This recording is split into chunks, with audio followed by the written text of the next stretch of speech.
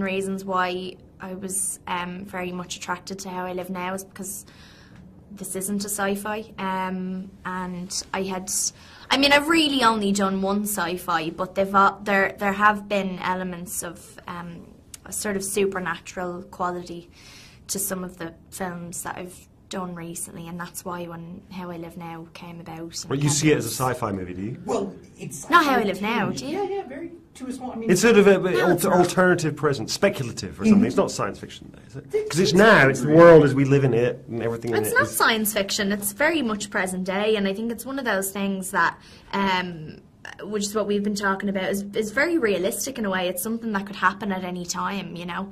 So this isn't something that's set in the future. It's not something that's set on a different planet. No, it's maybe set on this, you know, if reality forked and you had started now and you went sort of 6 months one way and 6 months the other way. That could be 6 months on the other path.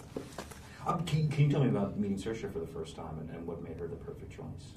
Yeah, well, you know, the funny thing is that when we originally started looking at making this film, I thought I have to have an American because the character's meant to be American, and I thought it should be an unknown. I thought the cast should all be unknowns, and so I spent ages looking for somebody in America and couldn't find anybody. I had a great casting director on the East Coast who looked thousands and thousands of girls, and then I thought, well, you know, maybe the film's just never going to happen because I'm not going to find the right person. And then the casting director suggested Sirsha, and she came in and she read a scene, and we were all like, oh my God, I've been such idiots. Why didn't we think of her to begin with? She's absolutely the perfect person, and luckily enough she wanted to do it.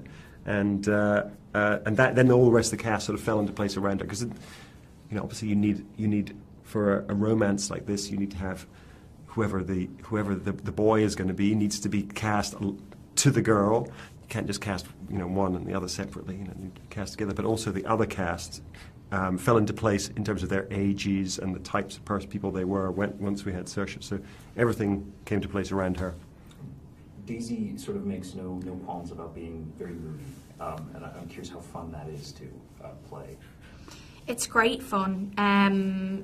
It sometimes was a bit of a stretch, which I think was good for me to do, and sometimes Kevin would need to come in and just say, listen, you need to make her a little bit more unlikable. She's got to be a bit more of a bitch, if that's if you can do that. And it was great. I mean, I found it very therapeutic in a way, playing somebody like Daisy, because not only could I bring out that sort of angst and aggression and frustration and all of these. Because you've mostly been lovely people, haven't you? Most of your parts, you look at them, yeah, actually, no, I have. Really lovely. I have, and after a while, you don't want to do that anymore. You want to play someone where you know you have yeah, no, I'm actually like you have somewhere to take it, you know. So if somebody starts off like that, it's very interesting to see where they're going to end up, you know. And I think a few days into starting the film as well, Kevin suggested that I write in the diary that I have, that I actually put some stuff in myself, just like put photographs in and things like that, and I ended up kind of spilling my guts out into this little diary, and it really helped, you know. So the whole thing for me was great. Yeah. One of the fascinating things about it is it's a very big scale story, but told from a much smaller perspective.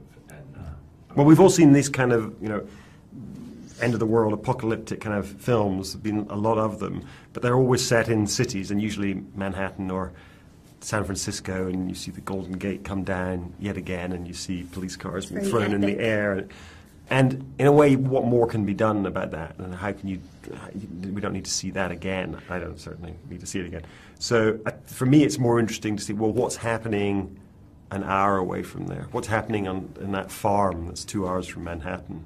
What are they seeing in the distance? The smoke. What are they seeing on the television? What's the radio saying? That sense of just what's being over the hill from where the trouble is. And actually, it's more frightening, I think, because your imagination has to do all the work. And in this movie, you don't see that much of what's going on. You see maybe a bit of the aftermath of it, and you hear about it. But I think that works on the imagination to make it a more terrifying experience.